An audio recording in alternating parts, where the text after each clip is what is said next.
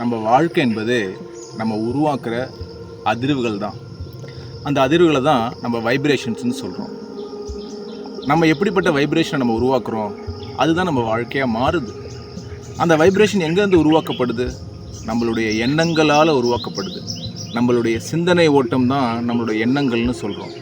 அந்த எண்ணங்கள்லேருந்து தான் நம்மளுடைய வைப்ரேஷனே ஃபார்ம் ஆகுது.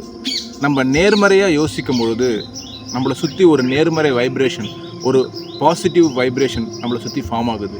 நம்ம எப்போல்லாம் எதிர்மறையாக நெகட்டிவாக திங்க் பண்ண ஆரம்பிக்கிறோமோ நம்மளை சுற்றி ஒரு எதிர்மறை வைப்ரேஷன் ஆரம்பிக்குது. ஸோ நம்மளை சுற்றி ஃபார்ம் ஆகிற இந்த வைப்ரேஷன் தான் நம்ம செய்கிற ஒவ்வொரு செயல்கள்லேயுமே போய் சேருது. நம்ம வீட்டை சுற்றி இருக்குது.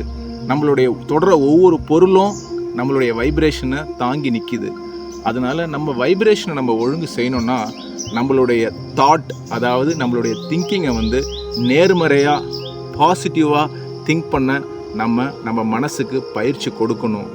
அது தொடர்ந்து ஒரு நாளில் வரக்கூடிய விஷயம் கிடையாது.